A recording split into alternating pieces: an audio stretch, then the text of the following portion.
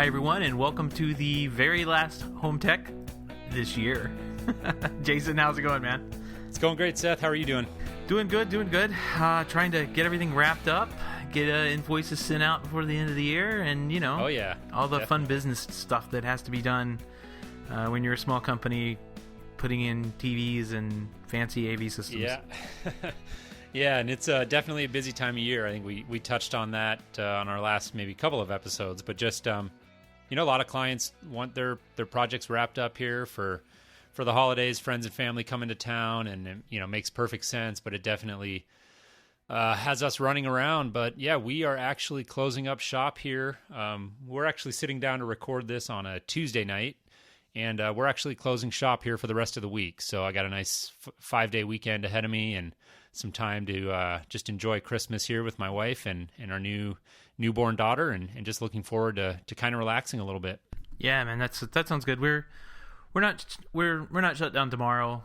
We've got a couple of things still going on, but then for the rest of the week, through the weekend, I think most everybody's taking off, and then back at it on Monday. So yeah, it's gonna be a short, long weekend, I think, for me. Yeah, well, okay, cool. Well, we got a lot to cover in this episode. We wanted to just do, again, no interview. We wanted to sit down and kind of wrap up 2014 and just talk about some of the stories that we thought were the big stories and kind of the overriding themes of the year. And before we jump into that, I think you had a couple of follow-up points on a few things you wanted to touch on, and also I just want to real quick just thank everybody again for listening. We really appreciate everybody tuning in. 2014 has been a great year for us getting the show off the ground, and we've got a lot of really great feedback from our listeners, and we truly do appreciate everybody taking the time to tune in and check out HomeTech. It's been a lot of fun. Yeah, I don't think without the feedback and response that we've gotten from the audience and just kind of the cheers and jeers, I guess. I mean, not too many jeers, but it's been really helpful. Yeah, it's been really helpful just moving forward and keeping things going every week, and just trying to sit down once a week and record, and then there's some one more night to edit and get the show notes and everything put together to publish. I mean, it's kind of tough sometimes, but the feedback is what really keeps us going. So feel free to reach out to us and let us know if we didn't cover something you wanted us to cover. Please let us know. That's how we put stuff together. You can reach us on our website, HomeTech.fm, and there's a feedback form on there. You just hit the feedback link. I think it takes you right to it. Or you can reach out to us on Twitter at HomeTech Podcast. That's typically the easiest way to get in touch with us. Yep, definitely. Yeah, we definitely did have pretty much all good feedback this year. I think the only thing that jumps to mind, I read one iTunes review where the listener said that he wasn't a big fan of our theme music, and he felt like it was a little weird, and he was tuning into like a home improvement show. And I remember thinking, well, it kind of is a home improvement show, right? If he only knew how many hours were spent combing through databases of oh my gosh, it's so hard to find music that licensing has to line up and everything. So it's one of those things. It's tough to find music for podcasts, so we'll just leave it at that and keep going. You got it. So yeah, well, for some feedback and follow up, I've got a couple of things I'd like to touch on that we touched on like earlier in the year. One of them was the Snap AV, the Overarching product that we kind of made fun of, the power product. It's actually pretty good. I've been using it on a couple of installs. It takes some time, I guess, to wrap your head around. I guess you have to set up a company login, and then everybody underneath you can add in more accounts, and everybody in the company can log in and download the app. But you basically go out and install their, I guess they're called Wattbox surge protectors, and they have an IP connection built into them. Setup is like super easy. It asks you for the MAC address and the serial number on one of them, and then it goes out and finds all the rest of them on the network. Oh, that's cool. Yeah, which I thought was like a nice touch. Like, I was really worried that I was going to need like all these MAC addresses and serial numbers, and all of a sudden 7 or 8 of these things appeared in the so do you want to add these 7 devices? Sure. And then I had to go around and figure out which ones were which, but luckily we had actually written down the MAC addresses beforehand. So I'm actually kind of happy with it. It looked like it was kind of a strange little product and strange name for sure, but yeah, it does. Yeah, I works remember well. we were talking about it, and I didn't connect the dots, and obviously what they were going for with the name is oversee, right? So you can kind of oversee your systems. But it's I'm not a big fan of the name, but it's good to hear that it's working out well for you. I think remote monitoring is really something that integrators are going to have to embrace moving forward. And we've used IHEG with pretty good success, and I know that just generally speaking, the big challenge to any of these remote management systems is the human challenge. And what I mean by that is like it's something that has to be done at the very end of the job, and that's always the time when you're just trying to deal with a million different punch list items, and you're also, of course, always getting pressured to move on to the next project, and you really do have to invest the time to make sure that you configure the system properly and really invest the time to set it up, because if it is set up properly, then there's a really great return on your investment. So it just kind of takes that little extra effort right there at the end. But like I said, we've been using IHEG, and I'm glad to hear that this product is working out well for you. I'll have to give it a look. Yeah, and it actually sends you out little push notifications when things go down. So if you have we installed one that we put the little like 3 or 4 port units behind each TV, so we could power cycle TVs, and I guess we have some balance out there that we'd want to power cycle to on this particular system. And I got a little notification saying one day that one of the TVs went down, and I sent a technician out, but it turned out I needed to actually send an electrician out because there was something else wrong. There were no breakers blowing or anything, but there was no power to the TV. So yeah, I mean, it's kind of nice, and you get that little basic notification when something goes down, and the setup was way easier than I actually thought it was going to be. So it was kind of nice. I could recommend it. Very cool. You had one other follow-up story, right? You wanted to touch on like a Comcast? Yeah, Comcast of all things. So when we were at Cedia, there was a Comcast booth there, and I poked my head in, like I said, expecting to like burn it down, torch the thing. Right. And they were like, no, we're setting up a little thing for you guys to call in and get, tech support without having to go through the whole customer experience thing. And I said, oh, okay, well, let's see what you got. I signed up for it. There's like there's a process that you have to go through. You have to do an NDA for the company and yada yada yada. It's actually like better than nothing. If you are a dealer, find out. I'll put a link to I guess their website on our show notes. Find out. Just get involved with this, because there's a number that you can call. You basically give them a dealer ID and a couple of other identifying information about your company, and the client account too, like the phone number of the client and that kind of thing. And then you're basically talking to level 2 or 3 tech support at Comcast. And that's, I think that these two stories tie together in the sense that they're both related to service of systems, which is a huge thing for us as integrators that we always have to think about. And again, I'm glad to hear that you have positive things to say about this. I think that dealing with service providers and cable companies is just like a thorn in the side of so many integrators and absolutely and homeowners as well, of course. And so I commend Comcast for doing this. And I think the service based kind of business model and pricing service contracts with our clients and that sort of thing is going to continue to become more and more important as we move into 2015, and I think this story is definitely relevant to that and something that integrators should be looking into. Yeah, it's about the only thing I'll commend Comcast for. Those Aris modems are just killing us right now. Yeah. So yep.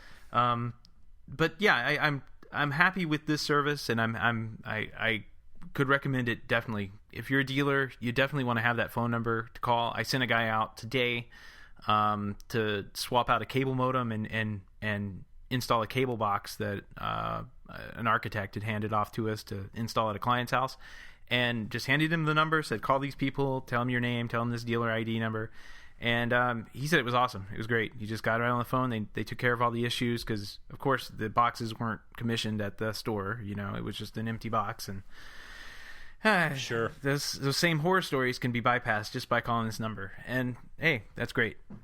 Yeah, definitely. Like I said, glad to hear that you have positive reviews of both of those items. I think we can move forward here into kind of our 2014 wrap up. Both of those items, like I said, kind of tie into like the service-based business model, which I think is kind of becoming a more important thing for integrators. And the rest of these stories that we're gonna talk about, for the integrators in our audience, I think are all really important as well, because the landscape right now is really shifting, and it's just critical to kind of keep your eye on the ball and understand what's going on in the broader market, and make sure that you're not operating with blinders on and just doing the same traditional business practices that you've always done without respect to what's going on in the broader smart home market. And to that end, I think one of the biggest themes that is obviously we need to talk about is just the increased interest that we've seen this year from big box retailers moving into the space. And I think that is without question probably the biggest theme of the year that I've noticed as a smart home fan and as an integrator, is just that this is it's making its way into retail, and it's very important to keep an eye on that. Yeah, and it's not just it's the big box stores. I've been kind of spending a lot of time at Home Depot, and it's amazing how much stuff there, like the Christmas lights that change with music. I mean, people are really into that. I've seen a lot of the what do they have, the quirky hubs there. Every time I look over to the display, there's one missing right on the front, right? So I mean, people are going in and buying these things and trying them out, which is really cool. But what that does is it's going to make people expect more out of what we do as professionals. But it's also going to just elevate that general awareness of what you can do with your home, and kind of set a price point on some of these things, like some of those GE quirky things, or the things that like the Z-Wave product and everything. Those are fairly like really low price point products. Yes, extremely low. Yeah, it's not at all what we're used to paying for. And not nearly as many features, but if all you want is a light to turn on and turn off, it might get that job done. Yeah, definitely. Well, and that's what I mean. It's that these products are creating an expectation in the market that smart home technology is not something that necessarily needs to cost thousands of dollars. And you can go out and buy a home automation hub for like $100 or less, even with some of these. And like you said, you may not get all of the functionality that you would get if you were to go out and hire a professional integrator to come in. But that's why we as integrators really have to differentiate ourselves and figure out what it is that we do that adds that extra value to justify the increased price. We're seeing all kinds of players now moving into the space. Home Depot. Some of these guys are making their own hardware and putting out their own hubs. Some of them are just doing displays. Making smart home technology more prominent, giving it some shelf space. And you've got, I think, Home Depot, Lowe's, Best Buy, Staples, and even Target and Walmart, both late this year. We saw stories break that they were going to be rolling out smart home displays for the holiday season. And so this is really, a sea change in the smart home. And there's been talk for years that the smart home is going to go mainstream, but I feel like 2014 was really the first year that we started to kind of see that is actually happening. Yeah, the craziest one I think was Staples, right?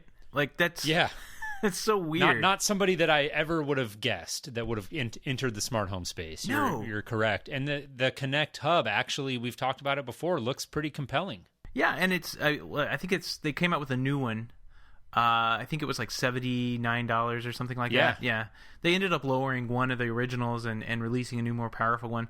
But they were running on two different sets of hardware. I think one was Linksys and one was Netgear or something like that. It's a pretty interesting product and offering from a place that traditionally has been where I pick up paper and printer supplies. Right. Yeah, it's right there next to next to the computer stuff, and I find that fascinating. I also saw that they were doing like MakerBot, like that 3D printer thing. They had like a whole display in Staples. So Staples is totally branching out from what you expect out of an office supply store, and I think that's pretty cool. They may be the next Radio Shack, right? Like you'd go there to buy home connected products if you need them. Yeah, I think it's smart. I certainly think that they're wise to do that. And when I first saw the story about the Staples Connect coming out, I remember just being so quick in my own mind to dismiss it and just kind of say to myself, like, this is not an offering to be taken seriously. Like, come on, Staples, like home automation, just no, this is a joke, kind of a joke. But the more that I read about it and the more that I heard, other people in the space talk about it, I actually started to realize, like, this thing is actually for real. And, they've got a lot of different products that they're compatible with. And I think, their back end is done by, what is it? Is it iControl? It's Zonoff. Zonoff. And so, like, they've got, the infrastructure in place, and they're, I think smart to move into the space. And I was, again, just was surprised to hear how, like, compelling of an offering it actually is. Yeah. And that was kind of one of the first big pushes earlier this year. We started seeing a little bit of that Lowe's Iris at the end of last year pop into the stores, and I was in Lowe's as well. Imagine that. And notice that their Iris display just keeps getting bigger and bigger. Like more and more devices keep adding on. So it's really cool to see that happen. But all three of those companies, so Lowe's, Home Depot, and Staples, that have a kind of a in-house branded product. Not so much Home Depot, but they're teamed up with GE on Quirky. All three of those stores have almost the same product, but different business models, right? So, I mean, the Lowe's Iris one, it was kind of out of the box. It would work, just the standard stuff. But if you wanted to really hook it up and make it work more, there was like a monthly fee associated with it, which we're kind of seeing that pop up too. Like Lowe's Iris was really built around like a home security system. So you'd get those security contacts and put them on the door. And then if you wanted to monitor, they would call it a home security system. And you'd pay X dollars a month and get those notifications and have them call the police and that kind of thing. Which is an interesting way of doing it, I think. But I think just having these products in the store next to things like, the Google's Nest, which is one of the bigger stories this year, really is just like, it's right there front and center. You can't get to the register without running into these things. I think that's just really just upping the game for what we have to do as integrators, and what our vendors, like the main ones we have, Control4, Crestron, Savant, those guys are going to have to do here in the next year. Yeah, definitely. And I think one of the interesting stories I remember from this year was the Peak home automation hub from Smart Home Ventures. And that story kind of broke, and there was speculation at first that was actually going to be like Best Buy's answer to the Lowe's Iris and the Staples Connect. It turns out that really wasn't true. I mean, Best Buy may or may not carry it. I don't know if we even know really what's going on there, but I think it just goes to highlight, like, I think it's interesting that, you've got different big box players entering the space, but they're all kind of taking different approaches. And right now, I think Best Buy is sort of sitting back. They're rolling out connected home displays where you can go and see all the different technology. They've got, Nest thermostats and Philips Hue lights on sale, and the displays are actually really cool. And there's one in the Best Buy here right by my place, and every time I go in there, I stop by and kind of take a look and see what they're showing. But yeah, you have to wonder if Best Buy eventually is going to, maybe come out with their own sort of branded solution. Yeah, or pick a king, like what are they going to do? In all three of those stores, you can buy a Nest, right? And that's kind of like our Nest thermostat. So that's kind of the dark horse. We've kind of labeled it a hub without it actually being a hub, because we all know that in the future here, they're going to flip a switch and something's going to happen, and that's going to be a hub of a home that's been sitting in all these millions of homes that they've installed. Yeah, definitely. So, and that ties into it. We've been talking here about like big box retailers, but that's not by a long shot. That's not the only avenue where you've got big players looking at the space. And I think the other side of the story isn't necessarily like the big box retailers, but it's just the big players like Apple and Google and Samsung. They all made huge moves in the smart home in 2014. Yeah, and even Amazon with it, I think it's called Echo or something. It was a little thing you talk to. My wife is still looking at that thing. Like she's reading all the reviews on it. Goofy little thing. I don't know about it. I'm still not sold on it. Yeah. So I mean, it's these major software, I guess, companies that are and hardware. Yeah, just tech companies. Yeah, tech companies that have billions of dollars saved up in some place, and they can just spend them on whatever they want. It's just really cool. I mean, I think the biggest thing this year was that Nest that was purchased by Google for what, $3 billion. That was just like, you knew this was going to be an insane year when that story hit. Yeah, and that was pretty jaw dropping. I think it's interesting to see, again, like we were talking about with the retailers, and they're kind of taking different approaches to how they're going to enter the market. You're seeing, of course, the same scenario play out with the big tech companies. So you've got Google. Looks like what they want to do is they made their big acquisition of Nest, and they're going to kind of use the Nest brand to build up kind of their home automation presence. It's what it looks like, at least, because like you saw after that, the acquisition of Dropcam by Nest, not by Google, sort of conspicuously in some people's mind. Like maybe there are concerns with Google and kind of the way they're perceived in terms of privacy and data. So maybe there's something to that, and they're going to kind of use Nest as their sort of brand to enter the smart home without it actually being called Google. Who knows? That'll be interesting to watch in 2015. Apple has been making some noise, but we still haven't really seen anything like concrete. And I think you and I are both kind of chomping at the bit for that. HomeKit, we really want to see what's going to happen there, but their approach is very different from Google. They have not really made any big acquisitions. They're kind of coming at it from the software angle. And then you have Samsung, who made the acquisition of SmartThings, and they're going to kind of go with that solution. And saw a story break recently that basically said that every appliance and device that Samsung is going to make for the home, like refrigerators or what have you, is all going to be compatible with the SmartThings hub. So they're kind of coming out with a more branded, maybe sort of a closed ecosystem. So you're sort of seeing three different themes there. Yeah, and it's interesting. You have all these different players getting into the market, all coming at it different angles, and I think you have a little note here. Is this the year of the standard? Yeah. Because every one of these guys has a different standard that they operate with, or multiple standards that they operate with, but they're all trying or leaning towards one of them, right? Yep. Google has announced or Nest has announced that they would have this thread group, and that is picking up some steam. And Z-Wave and Zigbee have all but done everything they could to play catch up with that announcement. Like it was hilarious when that happened, because everybody looked at Thread and said, "Oh, look at this amazing thing," and then Z-Wave and Zigbee said, "Yeah, wait, we've been doing this for years. We're still over here." Right.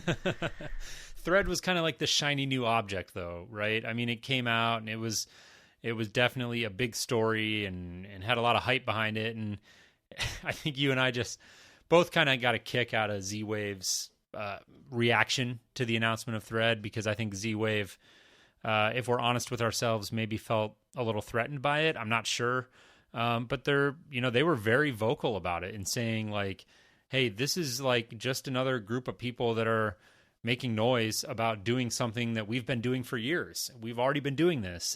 It's called Z-Wave. It's right here. And, I think that was just an interesting thing to watch this year, was all of the different battles going on between competing standards. And, you've got Bluetooth Low Energy seemed to be gaining a ton of momentum this year. So there was a lot of talk about that. Obviously, Wi-Fi, Zigbee and Z-Wave duking it out, Thread kind of entering the fray. Even HomeKit can kind of be tied into this discussion because it's sort of a standard and framework, and there are subtle differences between all of these in the way that they approach their standards, and are they true standards or protocols, and that's a whole nother discussion, but definitely like an interesting battle to watch in 2014 and something that I'll be keeping a close eye on in 2015. Yeah, we have companies or products like Insteon, which have kind of their own standard that sit off on the side. There's all the like the PCM type product that kind of uses electric line level communication between devices. So all that's still out there. I mean, there's so much stuff going on this year, and I think everybody was just kind of looking around. It felt like everybody was looking for something this year. Like everybody wanted to find that perfect standard, and it doesn't exist. I mean, yeah. I can tell you, working with Zigbee day in and day out, there's issues with Zigbee too. I mean, it's not, nothing is perfect, especially in a wireless world.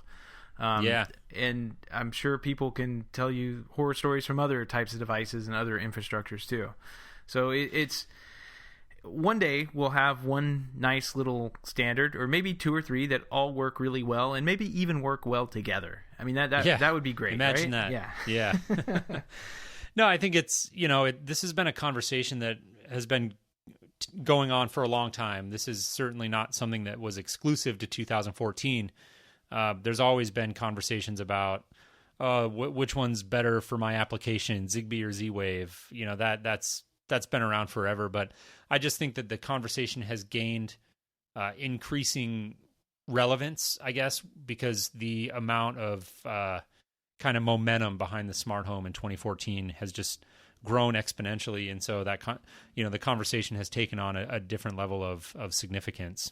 Yeah, you have a note here about if this then that, kind of bubbling to the top when that service isn't specifically around the smart home. It's not specifically made for home automation, but there have been so many like tie-ins with Hue Lights and all these other like home automation hubs.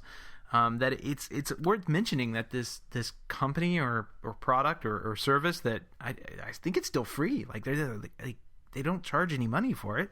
Yeah, which is kind of scary. Crazy. I don't know what their master plan is there, but yeah, it seemed to be everywhere this year, and it was like a standard box that you needed to check off if you were a company launching a smart home product or service this year.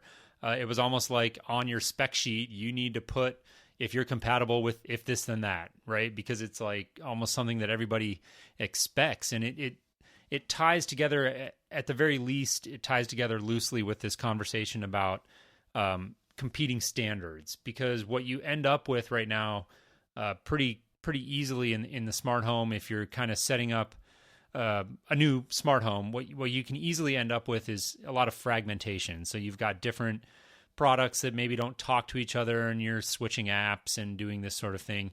That's why we saw all of these home automation hubs coming to market. And if this then that kind of ties into that conversation, because it's kind of the glue that brings together a lot of these different products. And if something is compatible with if this then that, then it makes it a lot easier to tie it in and program macros and different types of actions and automation scenes without like end users having to really concern themselves with too much of the back end, what's going on there. If this then that just makes it really, really simple, and it's actually an incredibly powerful tool. Yeah, the only problem I have, I think it's more of a closer to the power user type tool. Like it doesn't seem to me that my grandmother is going to go to if.com and start playing around. I mean, she's not. Like it's kind of a difficult concept and idea to wrap your head around at first. But I'm all for it. Like this is where things need to go. Like this type of like I think you called it glue. Like that's a perfect thing. It's kind of a glue that sits in between two working devices. Maybe one's your cell phone. Maybe one is a light bulb in your house. Something that sits in between that you can kind of set up and customize. I would like to see more CI devices have if I can't really get past that. I still don't know what to call it. If ift is an acceptable like name, or I usually default to if this then that. Right. Well, so ift, I'm going to call it that. We're going to settle on that today. I would like to see like Crestron and Control 4 have channels. I mean, they added. I just looked in my email and it said they added 85 channels this year. I think they were up to 106. Yeah, when I saw that. Yeah, so they're moving, but I would really like to see more. And it's not something. If this and that has to basically put your service in there. So I would just like to see more custom product be able to integrate with something like ift. It doesn't have to be ift. It could be something else that gives the end user some power to do something with the product outside of having to call a dealer and putz around, have them come out and mess around with something. I'd like to give the homeowners who are buying this stuff a little more power if they want to use their system. Yeah. This segues kind of perfectly into one of the other big themes that I wanted to talk about this year. And in 2014, we really saw kind of this idea of empowering the end user, right? And whether you go out and buy a system from a company like Smart Things, or you go out and buy the quirky product, or if you go with a traditional integrator and buy like a professionally installed system, we really saw this theme over and over again of empowering the end user and giving them the ability to kind of edit their own system, make their own scenes, program their own actions. And two perfect examples of that in the Cydia channel were the new Savant app that we saw come out at Cydia, and Crestron Ping, which was also unveiled at Cydia. I mean, those were, in my opinion, like two of the biggest stories that came out of Cydia this year. And the big theme from both of those is like, hey, let's empower the end user and make it so that you don't have to roll a truck every time they want to like adjust a lighting scene. And that was a big theme that I was really watching very closely this year. Yeah, those two products just hit like a ton of bricks when I saw what you could do with it. It is what we need in this industry, period. Like these products, this is the right idea. This is what people need to be handed when they're handed the keys to one of these smart homes that we're putting in. And I think the market is going to hopefully flesh out next year and say, yes, that's exactly what we want. And we're going to see more offerings, hopefully from other companies that give the ability to do some basic customizations on their system. Easy customizations, not hard ones, because that's right. That is possible right now, but it's hard, and no one likes to have to work or have to have a computer science degree to make changes to your house. It's ridiculous. Yeah, definitely. And I think the Savant app and Crestron Ping are both extremely compelling offerings, and we've actually rolled out the new Savant app on a project that I'm managing here recently, and I have really nothing but good things to say about it. It's been great. The clients have really taken to it, and they turns out that they're very like non-technical clients, and even they've been able to just pick it up and run with it. But I think this is sort of a reaction by Savant and Crestron to pressure from the lower end of the market. I mean, as a homeowner now and an end user, I can run out and spend $100 on a home automation hub or whatever it is, and get a lot of this functionality for a tiny fraction of the price. And the manufacturers in the Cydia channel have had to react to that, and they have to realize that this is the pressure is only going to increase, and they've really got to step their game up. And I think we saw Crestron and Savant both do that this year, and Control 4 in a way too at Cydia showed a product that wasn't necessarily about empowering the end user, but it was about simplifying the deployment process with was it Composer Express? Is that what they're calling it? Yeah, and that's a little app. If you look at it, you'll instantly recognize that it's an HTML5 app. So it looks exactly the same as it does on Android as it does on iOS, and that's a telltale sign that it's basically a web page. Mm-hmm. So what that means is they have started the infrastructure to do something maybe in the future if they take my advice and make an API or something that something like ift could tie into. I mean, because that could clearly be done with what they're doing. It just may be further down the road than I would like, for sure. I mean, I would like this yesterday, but I understand this.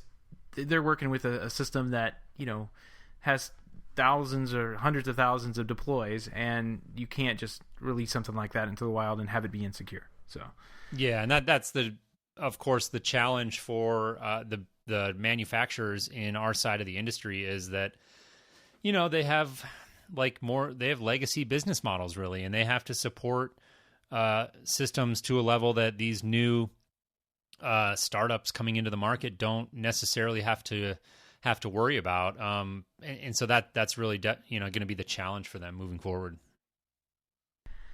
So, do you want to move to predictions? Let's do it. I think that we've kind of wrapped up 2014. We've seen the big themes here unfold, and I think really moving forward, we're just going to continue to see that. I think one of the big things that I'm going to be watching moving into 2015 is it ties into Apple with the Apple Watch, and it's this what I predict is going to be big, and it's the link between like wearable technology and home automation. It's something that I've touched on in previous episodes, and I think that the use cases could be really compelling there for home automation tied into a product like the Apple Watch. And we even saw it when Apple unveiled the product and they were doing the slides. We saw that Lutron was one of the apps that they actually showed there. So straight off the bat, they were showing that this is a product that you could use to control the smart home. And I think that 2015 is going to be a year that we are absolutely going to see the kind of convergence of wearable technology and the smart home. Well, that was a good answer, because I've got a couple of predictions too, but some of them are funny. So yeah, I'm going to start with those. That's my big prediction. I think obviously we're going to continue to see a push into 4K UHD video content is going to be big this year. I mean, big next year. It was big this year. It was really the first year that we started to see our clients here ask for it sort of by name, right? When people were asking about TVs, they were asking if it was, hey, what's this UHD 4K thing all about? So I think really right now the battle is on the content providers to push out more content, because the displays are making their way into people's homes, and I think that's another thing I'm definitely going to be watching in 2015. Cool. I've got some pretty specific products that I'd like to predict on, and yeah, I want to hear a couple of yours. I've got some broader sort of themes I can touch on, but I know that you had a couple of specific ones. So why don't you let us know what you're thinking? So I'm going to start with an easy one. I think Nest will have remote temperature sensors next year. Yes, it's yeah, I agree. I think that Ecobee has sort of raised the bar as far as a smart thermostat goes, and I know that a lot of people have been talking about it and are sort of surprised that Nest doesn't already. I have to agree with you there. And I think at the same time we're going to see a huge home push from Nest. Like, it's not just going to be temperature sensors. We're going to see contact sensors and relays and all that kind of stuff be built out as well. So that's my prediction. Nest this year, it's year of the Nest Hub Bell being run. Officially ring. We're gonna you think we will ring the Hub Bell for Nest this year, huh? Yes. So I'm going to step out on a limb and say this is 2015. This is the year it's going to happen. So yeah, I have to agree. I mean, I think as I sort of touched on it earlier, I think Google has definitely made it pretty clear that they're very, very serious about moving into the smart home, and I think that they're going to do that sort of through the Nest brand. Yep. So I've got another one from Control4, kind of a product I'm familiar with. And this is more of a want than a prediction, but I'm really, really wanting them to update their interface now that Savant has just laid waste to everything that they've done. Control4 should update their interface. And if you read through their financial statements, they do mention that they might be transitioning their products over to Android. You were mentioning that to me. Yeah, I think that's interesting. It's in the buried down into, like, if you just open up their financial documents in Control F Android, you'll find a little mention in there. And that would be smart, because right now Control 4 is based on, the interface is based on Flash, which, as you and I know, Flash is horrible and it's gone away.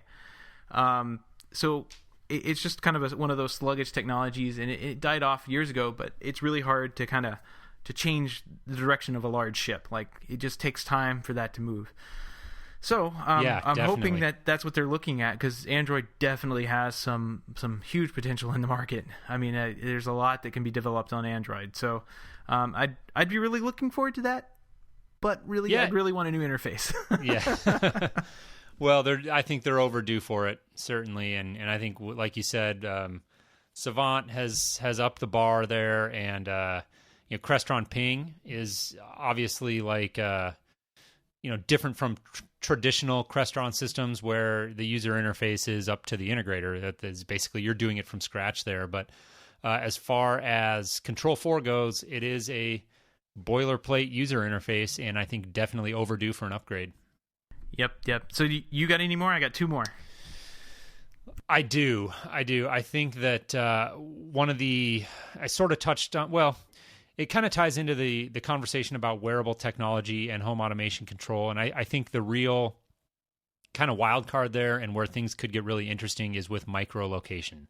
And I kind of felt like with Crestron, they had their micro location product that they were showing, Pinpoint, at CEDIA, and I felt like that was kind of one of the most like underrated stories at CEDIA, in my opinion, because I'm just a big believer that this micro location technology is a game changer for home automation. And Apple obviously has their iBeacon technology, which you're seeing a lot of stories about iBeacon technology in terms of like retail and the possibilities there. But I think that ability to do micro location, so that a home automation system, right now you've got like geofencing, where a home automation system can kind of tell if you're home or away. And you can kind of do some cool things with that. But when you really stop and think about the possibilities of what a home automation system could do if it actually knows what room you're in, that's where things get really cool. And I think 2015 is going to be the year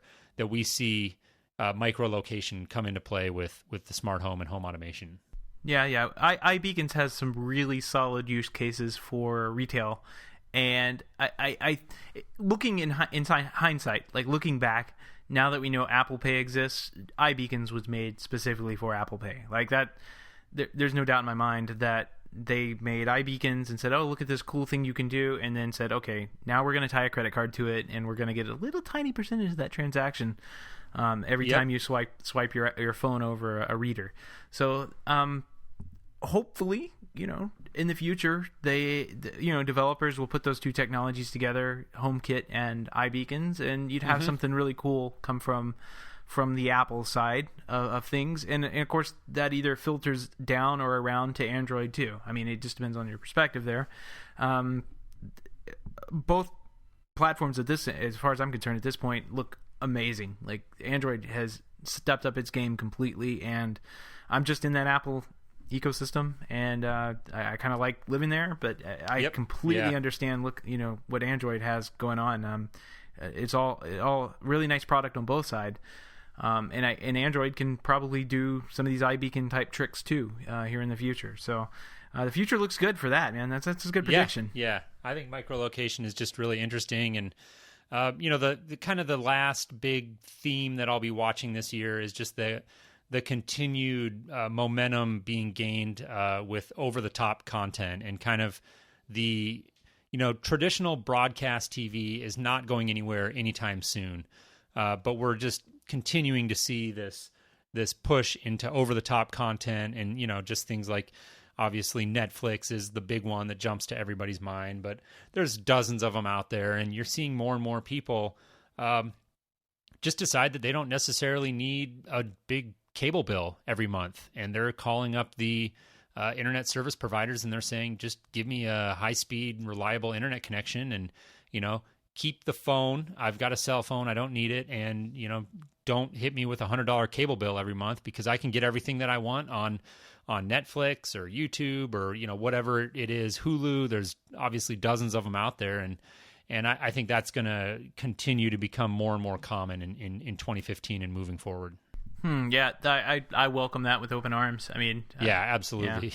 Yeah. It's gonna be nice when you can just subscribe to what you want, buy a la carte, and just pay for an internet connection, because that's really all you need these days. Yeah, and again, I mean, I do think that we're a long ways away from kind of a departure from the traditional broadcast TV model.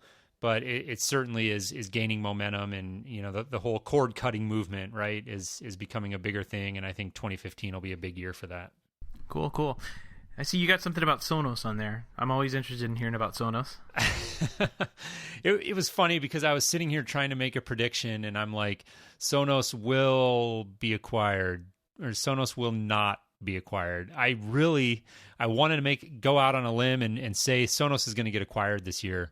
By somebody like Apple, but I don't know, man. What do you think? I'm having a hard time with this one. I don't see it. Yeah, and here's why. Sonos has had a great product for years. I think everybody at this point has acknowledged that and said, how do we do that? How do we copy that? And I think you're seeing, I mean, obviously with HEOS being brought into the market, I mean, you're going to see more and more products that are going to be able to do exactly what Sonos did. Right now, they're still the king, but I don't know. I don't see that. I don't see them being.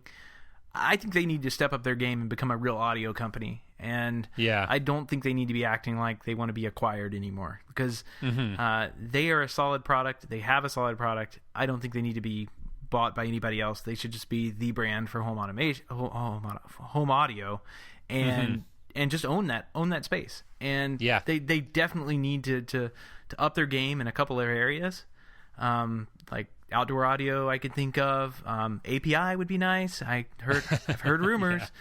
But it's just things like that they just need to step up a little bit more and go with it, because they have such compelling offerings for such a decent price, and I'm seeing it's being sold everywhere now. I mean, it's almost ubiquitous where you can buy Sonos product. You can buy just about everything at Best Buy. I've seen it in computer stores. I've seen it all over the place. So it's people know about it, and I don't see a company like Apple or Google wanting to buy that. I see those companies wanting to maybe do their own and roll their own, because at this point, the stuff that Sonos was doing that was magic is just kind of like, oh yeah, that's what they're doing, and that comes over here. We'll just make our own. Yeah, and I think I'm falling on that side of the fence as well. I don't think they are, and also at this point, I mean, they've just become so established and such a successful company that really there's only very few companies out there that could even afford to buy them or even consider buying them, and it's really Apple or Google. And I don't think they will, but I'm going to hold you to it. You should just go for it. Go for broke, man. Just do it. It's a prediction show. Like nobody's going to come back a year from now and say, "Hey." I know. I'm on the fence, right? They're not. I'm saying it. They're on the. They will not be. They're just going to go. They're not getting acquired. Okay. All right. Cool. Thank you for holding my feet to the fire. I know. Let's see. You had a couple more specific ones, and I want to hear these. Well, Cedia 2015, I think will have even more DIY products there. I think we're gonna see. We saw this year all sorts of things like Wigwag. We saw Skydrop. Did we see Skydrop there? No, we saw Ratio there, which is Ratio. Skydrop. I mentioned that because we interviewed those guys, and I saw them in Home Depot the other day when I was walking through. We saw a bunch of different types of products there at the show that were DIY, and I'm hoping to see more, because that's a great outlet or a great place for those types of products to learn more about what we really know that our customers need. And some of these products that come to market look amazing. So I'm really hoping. I'm really saying that 2015 Cedia is the year of DIY products at Cedia. Yeah, and we saw a lot of that this year, and that was one of the big themes that definitely took away from the show for me, was just watching that sort of interplay and convergence between traditional, purely dealer installed technologies and companies that are coming there with kind of more straight to consumer DIY type of products. And traditionally, obviously, CEDIA has been about the dealer channel and custom install. But I think more and more, we're just going to continue to see the push of DIY products into that trade show. And, that just ties back to the theme that we really wanted to wrap up this year and talk about. And really, Seth, it's the reason you and I started the show, right? I mean, we're both guys who've been in the traditional dealer channel forever, and we both just kind of realized that there's a sea change going on right now, and that it's really important to keep an eye on the landscape and understand what's going on, what happened this year, what's happening next year, and what's going to happen 5 years from now. And that's the only way that we as integrators are going to continue to stay relevant and stay profitable and keep being able to do what we love and pay the bills with it, right? And that, I think, is really important. Definitely. So moving forward, I think 2015, it's going to be the year of the connected crockpot. Its time has come. Oh, that definitely is something that will change the game. We're gonna see increased competition, right? Wemo came out with the connected crock pot, and who's gonna come next? Who's gonna give them a run for their money there? It's gonna happen, man. It's gonna CES is they're talking about 4K. No, it's gonna be about slow roasts. It's gonna be about oh man. So that's great. Yeah, that is definitely one of those products that we have touched on, and I know you.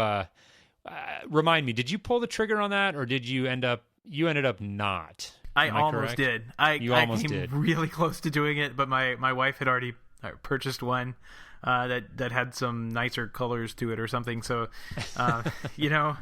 connected crockpot next year. Well, who knows? Maybe Apple will bring their design aesthetic to the crockpot, and that'll be what finally pushes you over the fence. 2015, Apple crockpot.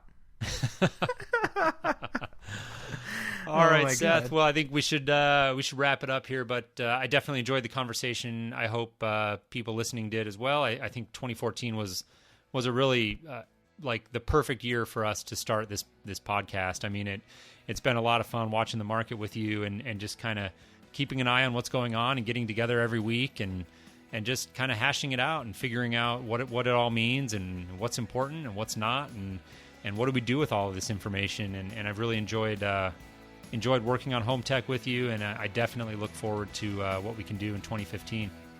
Yeah, definitely. This year has been a blast, man. It's been fun, and we'll have to meet up again next year. Yeah, and record definitely. Another show or two, right? You got it. Yeah, no doubt. And once again, everybody, just a big thank you for tuning in and making Home Tech what it is. We really appreciate everybody taking the time to listen every week, and we look forward to continuing in 2015 and making it a really good year. So happy holidays to everybody. Happy New Year, and we'll talk soon. Yep. Happy holidays, Jason. We'll see everybody next year. All right. Take care, Seth.